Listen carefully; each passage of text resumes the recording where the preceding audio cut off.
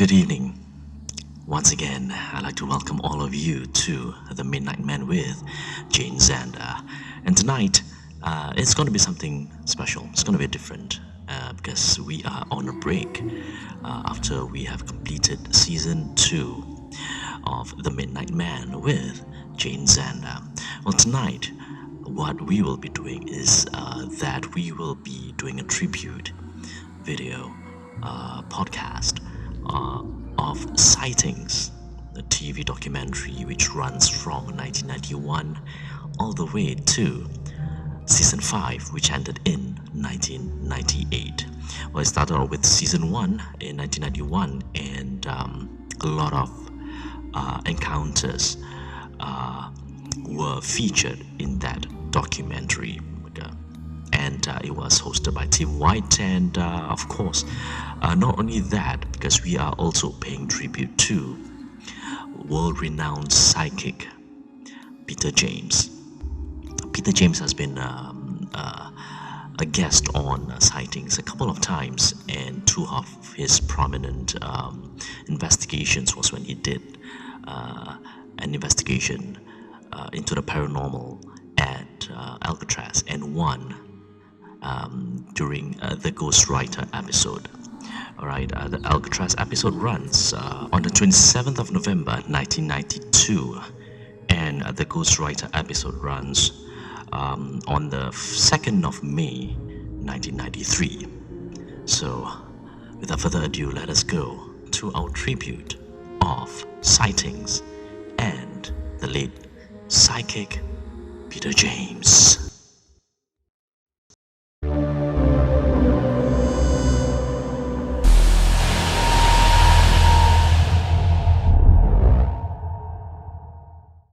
We begin a new series of investigations tonight with a trip to Alcatraz. Since the world's most infamous prison was opened to the public in 1973, some visitors claim to have felt the ghostly presence of long-dead inmates. Well, Park Service officials won't comment, so along with the Sightings investigative team, I went to Alcatraz. There's a strange pull you feel viewing this imposing outpost from shore. It was once the toughest prison in America, home to Al Capone, Machine Gun Kelly, and the Birdman of Alcatraz. It started in the 1850s as a military fortress defending San Francisco Bay. We're in the guardhouse, built in 1857. It was intended to be used as a defensive point. There was a gun that would have been mounted here, but it never got used. Instead, this was turned into the first cell block on Alcatraz in 1863. Insubordinate soldiers were locked away in tiny cells, measuring only 3 by 6 feet.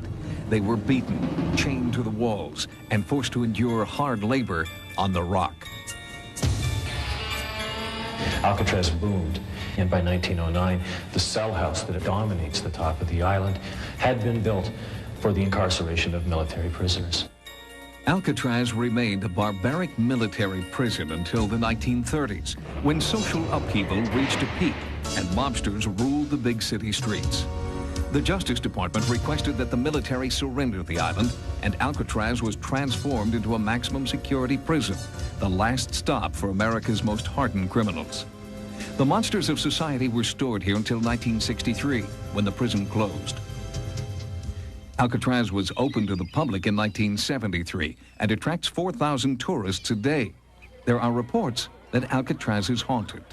Could the pain and suffering endured by prisoners at Alcatraz still exist today in the form of ghosts? When you walk in, it's really dark and it's very cold in there, and I got the chills and I had to leave. I didn't like it at all. Normally I don't believe in ghosts, but in a place like that where there have been so many violent deaths and the kind of people that were there, you know, it's quite possible. I think it's a natural idea that when you come onto the island, you're going to be experiencing something a little special, you know, a little extra. Sounds of a cell door closing, somebody appearing and then disappearing. Those type of things would really send chills up your spine. Ray Polo, a former Park Service ranger on the island, claims many ghostly encounters have occurred. But for the past 19 years, the Park Service has refused to talk about reports that Alcatraz is haunted. Official policy about ghosts on Alcatraz is we would say that, in effect, well, maybe things had happened, maybe they didn't. It's just something that it wasn't officially sanctioned. Are there ghosts on Alcatraz? We asked nationally renowned psychic investigator Peter James to spend a night on the rock. I walked with Peter as he tried to communicate with what he calls entities inside Alcatraz. As we walked through the cell blocks, Peter began to hear what he felt were the voices of tortured spirits. Alcatraz was a place that drove men mad. Military prison. They're in pain, and I'm in pain, and there's blood here. They couldn't break out of the prison.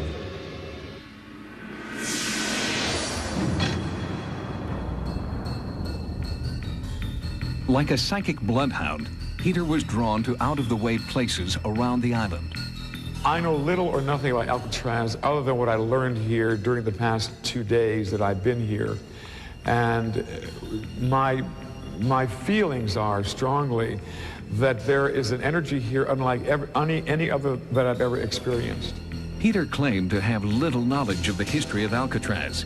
He said he let the spirits guide him, and they led him here to an area known as the Citadel. This particular one, I feel there was a loss of life here. And this man was a sergeant. And this is an American life that was lost in this particular cell. And I feel badly. I feel beaten. I don't feel that I lost life from gunfire. I lost life because of neglect. I was neglected. I am responding to, there's a definite sense here that I'm hungry, I'm thirsty. There could not be any crime in the world worth the punishment that I feel this entity endured. Peter had correctly identified the dank dungeon where military prisoners were kept. The specific ghost images he felt were later substantiated by our experts. I'm feeling an American here. I'm feeling an American serviceman right here. Men were kept chained down there, sometimes chained through iron rings to the floor, other times, as we understand, chained with iron rings in the ceiling. Something is like going through my stomach. It feels like something metal, and my legs are in chains as well. And I'm feeling that if I stay here much longer, that I'll die.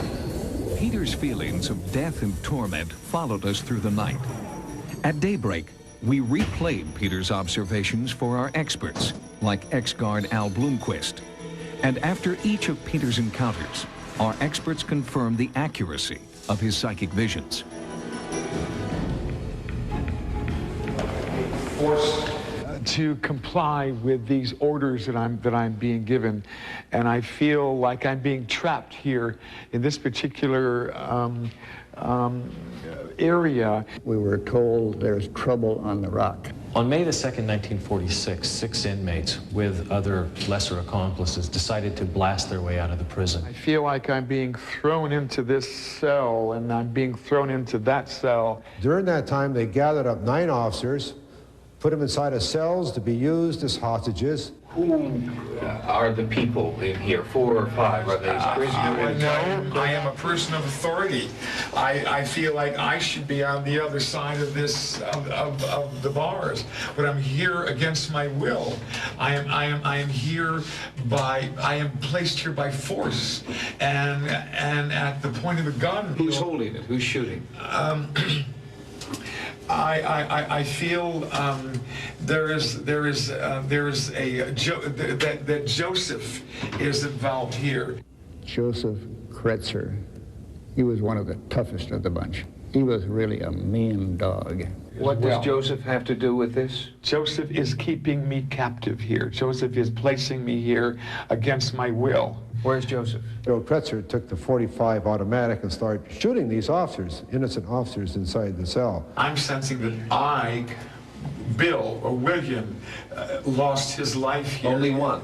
Only one. 4 or 5 here. There are 4 there? here, but others are wounded. But I only feel one loss of life in this particular place. Whose voice are you hearing? I'm hearing William. There's a Bill or William. William Miller later died in the hospital in San Francisco. Other officers were very seriously wounded. The name starts with a C. Cecil Corwin had his lower jaw torn away. It's a wonder they weren't all killed in the spot. Alarms sounded. Military reinforcements arrived. The inmates fled to a utility corridor in C Block. 46 years later, Peter James led our cameras to the same, now dark, corridor. Peter, you've sensed a lot in there. Yes. Why don't you we have an infrared lens on the camera. Why don't you go in there with the camera and see what you can do? I would like that. I would like that. Joseph, I'm coming through. Marty, Marv. Give me a better verification of a name. Marvin, is that Marvin? Marvin Hubbard died in the utility corridor of C Block. Oh, there's I am responding to a sensation here, and I feel like I'm losing consciousness. And what Joseph is telling me is that he's been shot. Joseph Dutch Kretzer died in the utility corridor of C Block. Oh, it's cold. It's freezing back here. There's a cold spot here. Oh, yes. Hello? There is a third soul here with the letter B. Bernard Paul Coy died in the utility corridor of C Block. Listen, they're moaning. The pain is so intense. They're like little boys back here. They're moaning, almost asking for the guidance of their parents right now. There are at least 100 ghosts here, 100 entities that walk these corridors, looking for a way out, looking for that life force that they seem to have lost somewhere, tragically. I can't really say that I'm a believer myself, but like many people, I guess, there are some things that just simply are unexplained.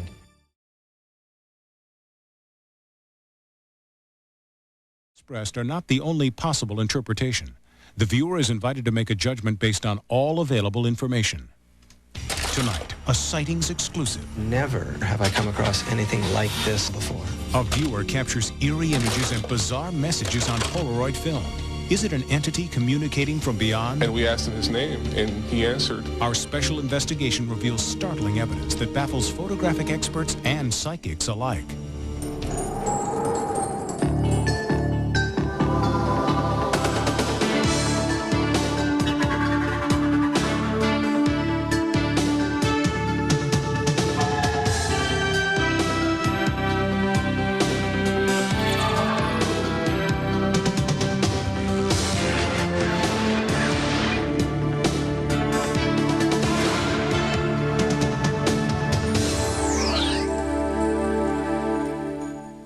Welcome to Sightings. I'm Tim White. Tonight, a special extended report on the most important ghost investigation ever conducted on Sightings. For the first time ever, hard evidence has been found that could prove the existence of communication with spirits. This historic case began with a call to our Sightings hotline.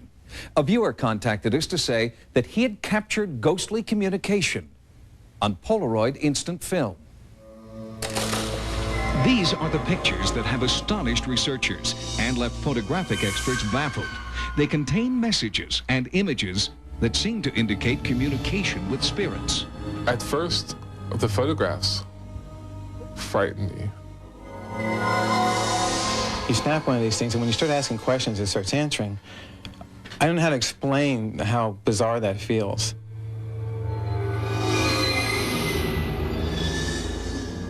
Never, ever have I come across anything like this at all before. From their hillside home in Los Angeles, John Huckard and John Matkowski called us about their photographs. It all started less than a year ago when both men began to sense a strange presence. I'll be standing there reading something at the desk or something, and I'll feel a hand come up and place it on my shoulder. And of course I turn around to see who it is, and there's nobody there, and then I get sort of a jolt of adrenaline or whatever. It makes me kind of nervous. Another thing I've seen in the last year is I've just seen this sort of free-floating shadow moving across the floor, or the desk, or the wall, or whatever. And when I see it, at first I think it's, well, I'm not exactly sure what it is, but it's moving very slow. And then when I try to mask out all the possibilities for what could be causing it, there's nothing causing it. The other thing that I've seen, that apparently I'm the only one who's seen this, is I've seen this old man standing over near the couch. I see him out of the corner of my eye, and it's just there for a hardly tangible instant. It's just there, and then when you look and blink, it's not there anymore. I felt things like sort of like a sunburn on my arms. It's the only way I can explain it. It was sort of like a tingly, like a sunburn. That's the only thing I can think of, and that's how I usually know if there's some kind of presence here or something. In an effort to document the shadowy presence, the two men started taking pictures, unsure if anything so intangible could be captured on film. I took the picture of the bathroom door over by the bathroom and got this really strange-looking thing that was either scary or comical. The first images they captured had distinct eyes, mouth, and body. But then the pictures took an unexpected turn, and the results shocked everyone. They started receiving answers to specific questions. We asked him what his name was, just assuming that it's a presence. And we asked him his name, and he answered on the Polaroid. He told us his name was Wright. And we were like, we still didn't believe it. So we just continued asking questions to the middle of the air in the living room, just to nothing. And we'd ask him if he was a good ghost or bad ghost, just really inane questions to begin with. And he answered friend. Who or what was causing this communication? When contacted, Polaroid was at a loss to explain the phenomenon. So far, more than 100 photos have been taken. Early writing was in English, but more recent writing has been in Latin. We have asked him if he died in his house, and his answer was in Latin. He answered that, among other things, he did die in his house. Once John Matkowski contacted us, we assembled a sightings investigative team to be led by Cary Gaynor, noted UCLA parapsychologist who has investigated more than 800 haunting cases in his 20 years of field work. Cary Gaynor's famous photographic work in the notorious Entity case uniquely qualified him for this assignment. In my line of work, we spend a great deal of time waiting and watching and wondering and hoping. We don't experience phenomena very often. The people that live in the home are there all the time, and as a researcher, I just come in and leave. But when something happens, it's so exciting, it's so exhilarating. It's a moment of connectedness with something that's just mysterious, exciting, unknown. Cary Gaynor began his survey using a magnetometer to measure the physical environment. The reason we're using a magnetometer is just to see if there are any changes in the environment, basically with the onset of the phenomena. So that's the intriguing thing, is to walk the house and get a reading on it, and then if something happens, to have the magnetometer out and see if there's any change in the reading during the phenomena itself. Since the ghostwriting first appeared, several of John's friends have also been able to capture messages on film. We asked them to participate in our investigation. Researchers carefully documented every step of the process. To minimize the possibility of a hoax, 4 cameras were on site. Sealed film, direct from Polaroid, was checked, rechecked, and logged. Marty Elkin was the first to get an answer. Are most spirits good spirits or bad spirits? 30 seconds later, this astonishing message appeared. There are numerous remedial lemures. Do we have a Latin dictionary? Lemures. In Roman mythology, the night-walking spirits of the dead. Hello. The nervous laughter masked the tension and excitement in the room. Since the supposed spirit seemed to want to communicate with Marty, she asked another question. Right, will you be with them for a long time? And as the film developed, another answer appeared in Latin. Marty, what are you thinking right now? How strange this is. Translated, the message reads, "All this is over now." Edson Williams, a special effects expert from the Brooks Institute of Photography in Santa Barbara, California, was on site to examine the photographs immediately. These were shots that were taken today. A few minutes ago they were shot and came out of the Polaroid. I actually watched them eject out of the Polaroid, and now I'm in the process of evaluating, trying to decide if they're actually authentic or if they've been manipulated. There was a moment there where I thought, oh my God, and I was in the Polaroid, which made it even spookier. I'm in the background of the Polaroid, so I have a picture of me with ghostwriting across it, and I really it made me feel that there could be something in the house. Many control photographs were taken with no results, and then suddenly another message. Ad literal. Rick, what did you ask? I asked, what did he think of this in comparison to when he was alive? What do you think of the technology and what's going on? No, it's not in this dictionary. Ad literum. Okay, to the letter, exactly. You have to establish a chain of evidence. You have to be able to observe the phenomena from the beginning to the end. So we have to load the film. We have to show that it's a sealed pack. We have to show that it's our camera. We have to fire it. We have to control the film as it comes out. We have to establish a chain of evidence. And once we do that, I'll feel much more comfortable.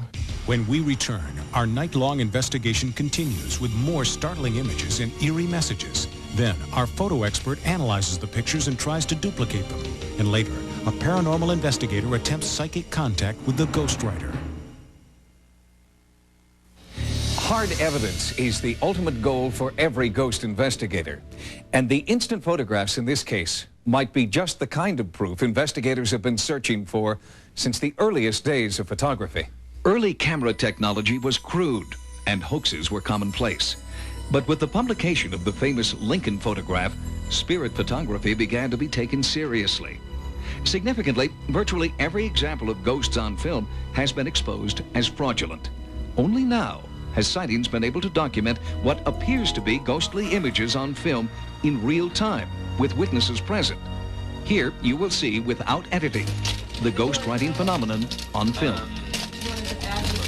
First, a fresh, sealed package of factory direct film is loaded into John's camera. This camera has been examined by photographic experts who found no obvious evidence of tampering. In this continuous action sequence, John Huckert poses a specific question. A picture is taken, and an answer to the question appears on film while the Sightings cameras roll. Is he here because you guys, or is he here because this home is his? Yeah, right. Are you here because of us, or are you here because of the house itself?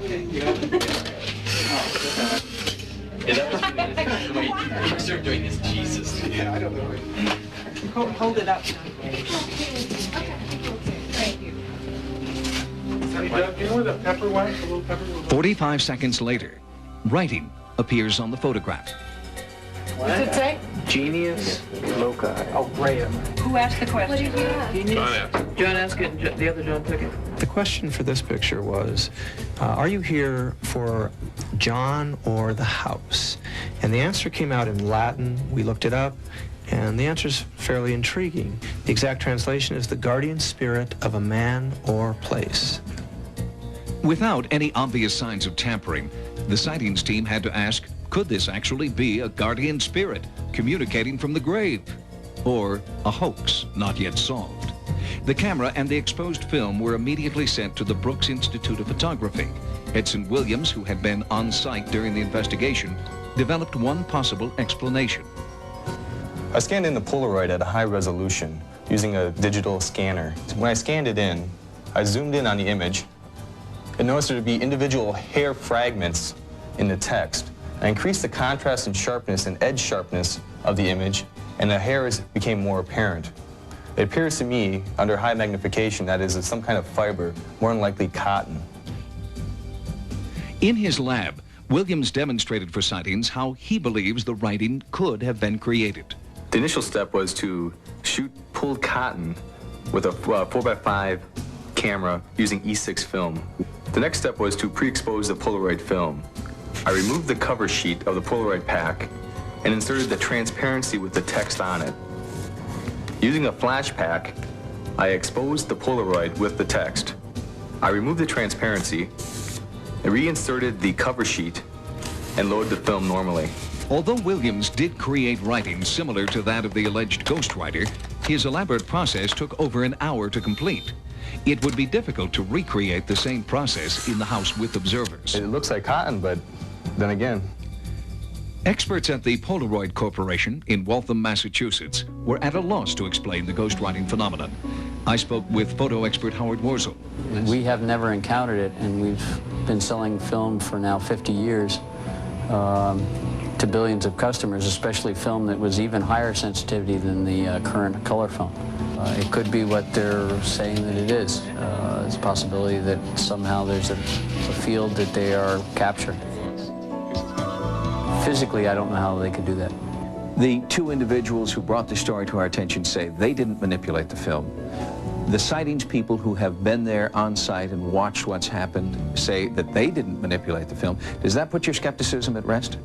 It depends on where the film pack came from that was loaded into the camera. If the film pack came out of a sealed box from Polaroid that had not had the seal broken, then the answer is yes, that would eliminate my skepticism. That looks like a fresh We screened a tape of the continuous action sequence inside the house, and Howard Wurzel saw factory-sealed film inserted in the cameras.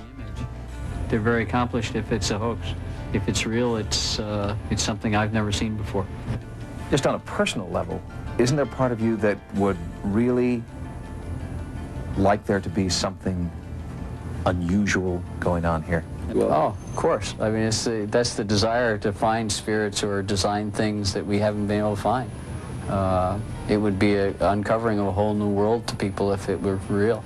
No way any of us can really know, I guess. This sort of has validated some of my beliefs that there is something on the other side, I guess is how you could say it. For parapsychologist Carrie Gaynor, the investigation will continue. The potential here is really unlimited. If they can write on Polaroid film while it's inside a camera, what else can they do? I mean, what next? It reaches to the outer limits of our imagination. Joining us now is Carrie Gaynor with the outcome of his investigation. Carrie, thanks for joining us. Thank you. Is this case in any way like other cases that you've investigated? I personally have never come across anything like this in the 20 years that I've been doing research, and I'm quite familiar with the literature, and I've never seen anything like this in the literature either.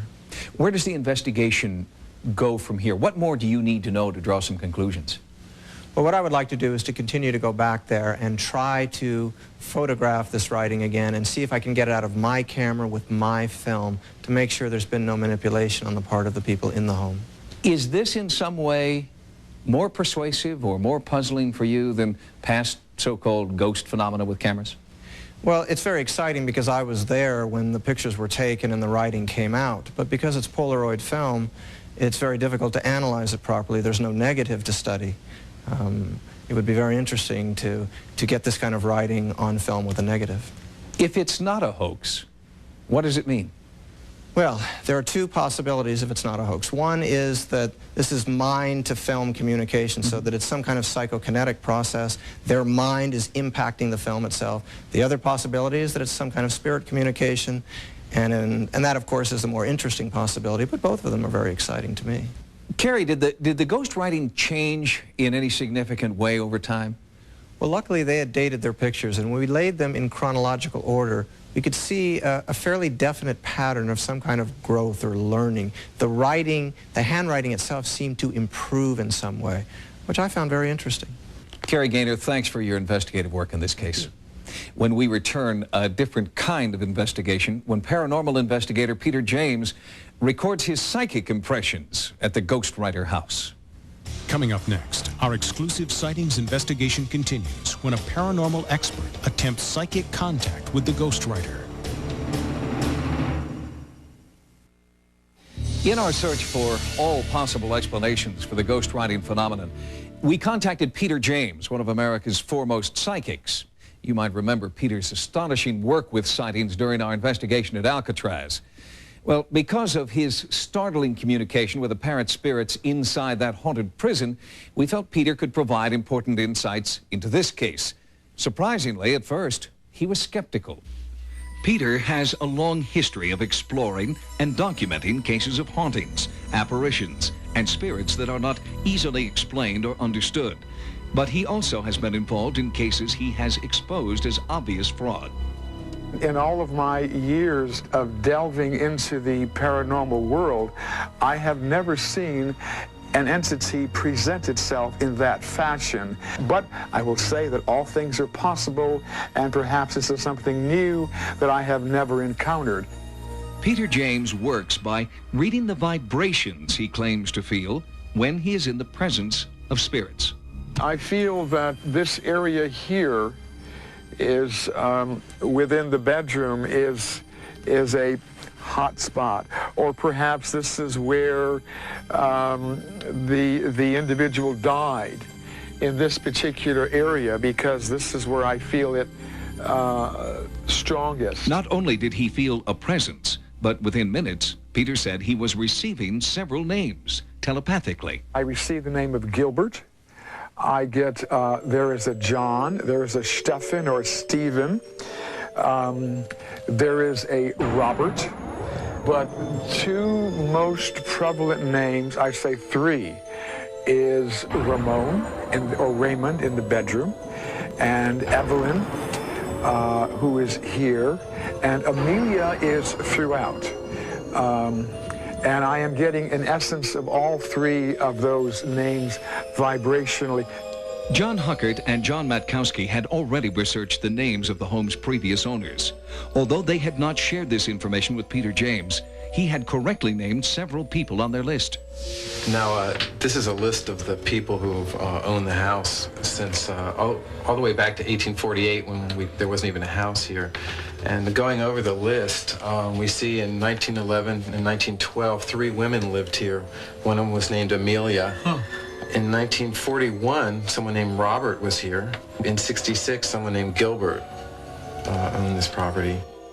Having successfully identified 3 potential spirits inside the house, Peter found what he called a spiritual vortex, a kind of doorway through which spirits might be entering the house. I feel a very strong vibration, like something is definitely coming up from the floor and wants to come up to the ceiling. And I got that tingling sensation right now. And it's also very cold here. It's almost like one would stand on a foot massager and feel the energy coming in from your feet, through your feet, from the floor. I'm feeling that vibrational feeling, like something's coming, and if you look at my legs, they're actually trembling, and it feels like something is coming from below, and it's going through my entire body. Polaroid pictures of Peter James standing in the vortex also contained strange images. Feels like something could literally come from below and come through the floor, and it feels like something is beginning to surface. So whatever is on the Polaroids, it is their way of saying, pay attention, this is how we're communicating with you, but they can't quite get it into words. Peter James felt strong, unsettling psychic vibrations during his entire stay in the house, and the pictures taken of him did seem to show evidence of the ghostwriting phenomenon. My experience here today clearly is telling me to convey to you that your probing here should be ongoing. During his investigation, Peter James felt that the physical body of the ghostwriter could be buried on the property. In a bizarre quest for an explanation to the ghostwriting phenomenon, John Huckert and John Matkowski are now digging up their property in search of human remains. We'll keep you updated on their findings. Like our story tonight, if you photographed what you believe to be paranormal activity, our Sightings investigative team wants to know about it. If you've had a paranormal experience, our Sightings investigators would like to know at 1-900-740-SIGHT. That's 1-900-740-SITE. Each call 75 cents a minute. Average call lasts 2 minutes, and you must be 18 years or older. Again, the Sightings hotline is 1-900-740-7483. Join us next time for new investigations into the unexplained. For Sightings, I'm Tim White.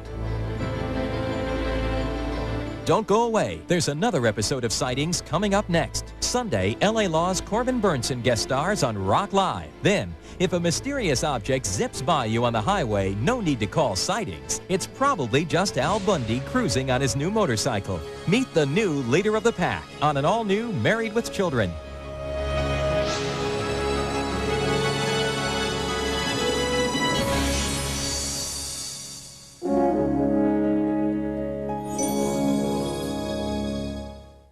That is it.